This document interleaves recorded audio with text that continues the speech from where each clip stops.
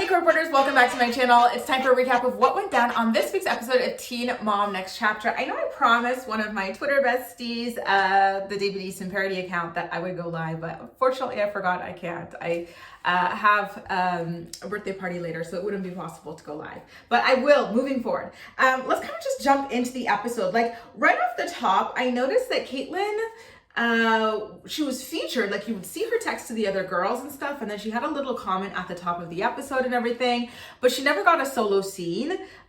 Leah Mester was not featured at all. We didn't see any scene, any text of her, and same with Ashley Jones. So that's worth noting. It kind of seems like because they've got so many girls on the show, it's basically, okay, if you've got nothing interesting to like add to the episode, we're cutting you. And I really like that. I think that's gonna help give this show some peps.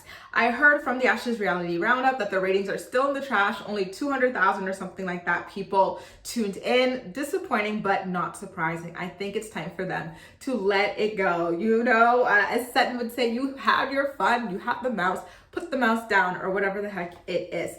So listen, let's kick it off, okay, you guys? It's Leah's 13th birthday, and Gary strongly suggests that she invites Amber to the party, even though Leah cannot stand that woman. At least he was honest with Amber later on when he called her to invite her, because Amber asked how Leah was feeling about it, and he, you know, basically said, listen, like, she ain't hype about it, but she's okay if you come to this party, which I thought was fair, not giving Amber too high of expectations, or like, you know. So now in Tennessee, we get some flashbacks of Macy's wedding, and I just remember thinking she was so freaking beautiful on her wedding day. Like the fact that she had all those kids and she still has that figure, like, it's not fair. It's not fair. It's like better than, like, honestly, I'm not even gonna lie, it's better than even mine pre-kids, okay? It's better than, like, I feel like most people's figure pre-kids. It's incredible. I think she had like my favorite wedding look out of any of the girls on any of the franchises. And I also remember loving her engagement photos with Taylor. Like they really did the damn thing when it came to their wedding. So she and Taylor, speaking of him, still seem to be going through a rough patch, but they're trying to schedule in date nights. And, you know, I felt like it was kind of crazy when they were talking about how they want Bentley to babysit the kids for one of their date nights. I was like, oh my God, that means he's a big kid. He really has grown up, because that, like, I remember from my own childhood was a huge marker of, like, you know, like crossing over, like having responsibilities. Like that's huge. It really is. I can't believe we're there already. So in Florida, Brianna finds out that she won the defamation lawsuit that Kale had filed against her. Jade FaceTimes her and agrees to come along to that victory party that Brianna's going to throw to rub it in Kale's face. So then we kind of scoot on over to Jade's segment. By the way, you guys, I would have loved to have screenshots for you guys like I've been doing over the years for the show, but unfortunately they stopped allowing screen captures on the CTV website, which is so annoying. If you want to watch this for yourself, by the way, like I watch using a VPN. I've got an affiliate link to the one that I use in the description box. You can go ahead and sign up, support the channel at the same time if you would like to. So we're in Jade's segment, and she's doing her bestie Chow's hair, and she talks about wanting to marry Sean. Like, talk about spinning your wheels. I'm so sick of this girl. In California, it's Ryder's birthday, her 5th birthday, and apparently in Cheyenne's family, there's a tradition to throw some kind of like a tea party for your 5th birthday, which I thought was so beautiful, so bougie, and I freaking love it. I love it. I love it so much. The whole party looked absolutely gorgeous. I was happy for her. Her little outfit, the dress, the gloves, the little fascinator was all so stinking cute. Now, Cheyenne and her fiance Zach then kind of open up about the shooting that they unfortunately went through. And I still can't get over the fact that their kids were in the car when 13 shots were fired inside. Like, it really stops your heart. It really makes your blood turn cold. It's just stunning. It truly is. My heart broke for them when they were explaining it. They talked about how, like, Cheyenne, she noticed a green dot on Zach's forehead, basically on his face. She's like, wait a minute, what is that? And the shots start going off, and, you know, I guess they tried to drive away and they crashed into a Prius. I'm like, oh my God, were the kids in the car? Like, who, what? And then they explained that Zach knew the person. Like, not even just Zach, they both knew the person. This was someone that they would let in their house and everything like that. And then it got me wondering, okay, we already know Zach has a criminal history. Okay, so was he involved in something? Does he owe somebody money? Did he screw the wrong person? Like, what happened? What happened? You know, like the sadness that I felt like really quickly turned into anger even before the scene. I was so pissed for Cheyenne and most importantly for the kids, right? Because now Cheyenne knows about his criminal history. She's still choosing to be with someone like that who is a risky person to be associated with, right? So like most of all, it's for the kids that this is something that they were you know what I mean? Like, what the F? Are you kidding me? This is absolutely atrocious. It really is. Cheyenne says that the cops kept telling them that they don't understand how they're still alive after all those shots and everything. And so it was just really hard watching Cheyenne recount the story because you could see it in her eyes that like so much was taken from her that day, and just she's still so disturbed by it, traumatized and everything. Like it truly, truly, truly is difficult to watch her just break down like that over the situation. I do have to say though, you guys, that I felt like the way this was portrayed on the show was very odd, because just before the show aired, it seemed as though MTV released a teaser to official press outlets. And in the teaser, they emphasized that the surgery that Cheyenne was talking about on social media a couple months ago was as a result of this car accident. But on the show, when they're talking, not the car accident, sorry, the shooting. And so on the show, when they're recounting the shooting, no one's injured. They don't talk about anything like that. They just talk about the shoot, but not the injuries, which I'm like, well, we're talking about miracles. We're talking about getting shot 13 times. So, and then we already heard, because you guys at MTV, not Cheyenne and Zach, but MTV announced that Cheyenne had a surgery as a result of this. So why is that not kind of being hinted at already or something like that?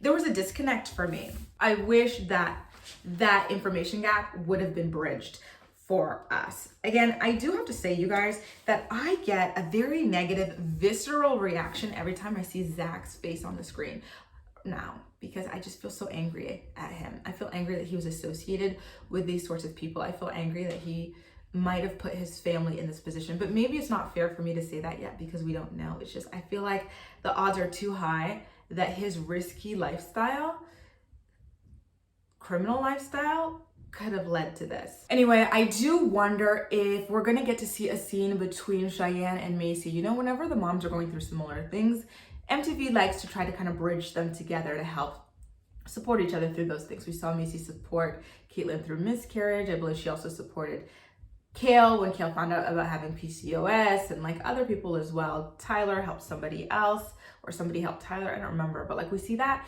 So it would be interesting because Macy was involved in a shootout. She was not being shot at, but she had to hide in a bathroom while a cop used her car as a shield while he was being shot. So I wonder if that's something we're gonna see them bond over or help each other through. So Brianna talks to her sister Brittany about winning the lawsuit and stuff, and all the stress that being in the lawsuit in the first place caused her. And I really love when Brittany set her straight. She said, listen, moving forward, you better keep that woman's name out of your mouth. Like, come on, enough is enough, basically. And I love people who keep it real with you. So good for you, Brittany, on doing that.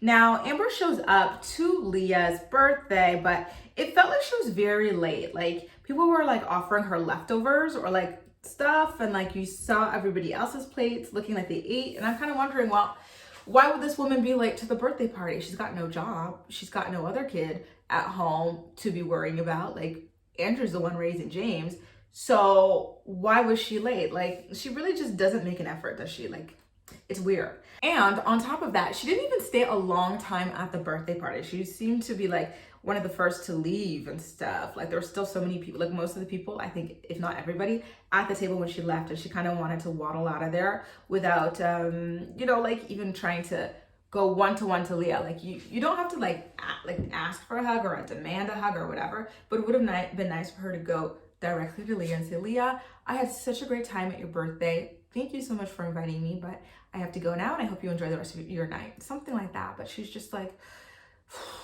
sulking the whole time. Then she gets up and just like, well, farewell. I guess I have to go. It'd be a shame if anybody stopped me, you know, like just being so dramatic as always. And Leah did end up going to the door to say goodbye to her mom and give her a hug. And I believe she thanked her for being there, which I thought was very sweet and generous of Leah. You know what's really sad to me about the breakdown of their relationship is that we watched Leah be the one constantly begging for that relationship with Amber and constantly being shut down.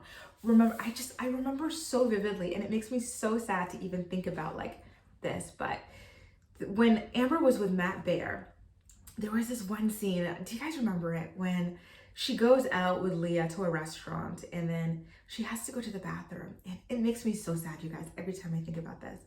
And this was when she was talking about how she hadn't seen Leah, like she like in the whole summer, like 3 months, she only saw Leah once, right? And she was proud of that.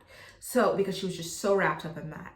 And so they're at a restaurant and Amber, she's like, oh, I have to go to the bathroom. So the bathroom's downstairs, she goes.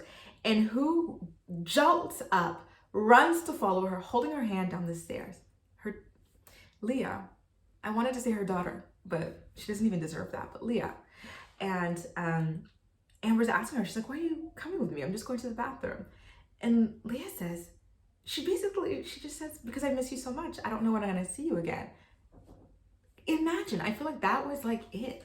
That was like the final straw for Leah. Like, imagine suffering that much that you want to jolt up and follow someone to the bathroom because you don't know, and especially as a kid, you don't know, you're like your own mom. You don't know when you're going to see her again. And I feel like after that, and just like being forgotten about, like tossed to the wayside again by Amber, after even that, she hardened herself to her. And I feel like I totally understand why Leah would just put those guards up and just not even try. Earlier in the episode when she was talking to Gary, she says that she doesn't want a mother-daughter relationship with Amber. Gosh, she doesn't need it. She has her mom. Her mom's Christina, right? But she wants a cordial relationship with Amber. And it's like, and we watched the reason why unfold. We know exactly why that is. And we know that it's okay for Leah to feel that way. She's being 1,000% fair. And she tried so much, even though it wasn't her job to try, you know, as a child. Ugh, it really is just freaking heartbreaking.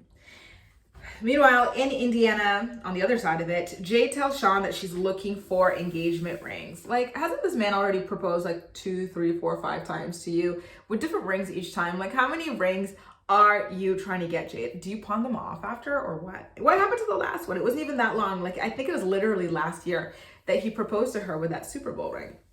So anyway, mind you, Sean, he got some veneers put in. I don't know if those were a graduation from rehab present or what, but yeah, he definitely got those reality star veneers that they seem to love getting. Now, in Florida, Brianna tells Jade that Janelle is coming to that victory party, and Jade brings up her beef with Janelle. So she's saying she's not interested in playing cool, being friendly or whatever. She's not going to cause drama, but she's not interested in, like, you know, being buddy-buddy with Janelle at the party. So this party might be juicy. We might have to, you know, pop the popcorn and see what goes down between the two of them over there. I really hope they bring it. And now in the final scene of the episode that I felt was worth recapping anyway, Cheyenne talks to her mother and her sister with Zach by her side about the shooting and just everything that like she lost emotionally that day. And again, it's so hard to watch someone like that. I felt the same way when Macy was going through her PTSD. It's so freaking hard. It really is. I felt so horribly for her. She was just still so shaken up and everything. And I'm really looking forward to getting more information about what went down. It still surprises me that this was not something that like hit the news before the season premiered, because like news like that would have hit the news anyway, regardless if you're famous or not. But the fact that she is famous, you would think that that's something that would have been picked up, right? Like, oh, local reality star got this, and then from there it gets to TMZ, it goes to People, it goes to everywhere, right? So I don't know, there's something very weird about how they managed to keep this under wraps. Not Cheyenne and Zach, because they've got nothing to do with that, but the police force, I don't know, it's very interesting, especially in California. They do end up going to court, by the way, at some point in the episode. But the shooter didn't show up to court, which is weird to me because it's like, is this guy just roaming around the streets? This guy who just shot at a family of 4, like with 2 kids in the back, like a 1-year-old and like a 5-6-year-old, a 5-year-old.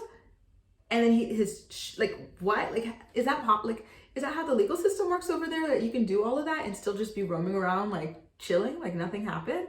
That was very odd to me. I thought he would have been forcibly summoned because I assumed he would have been in jail, right? Or something. Like, that was very odd to me. But Guys, listen, what do you think about this new show, this new format? I think the format is very cute, the way they're doing those little text bubbles and stuff, the way that the girls are holding the camera, very vlog style.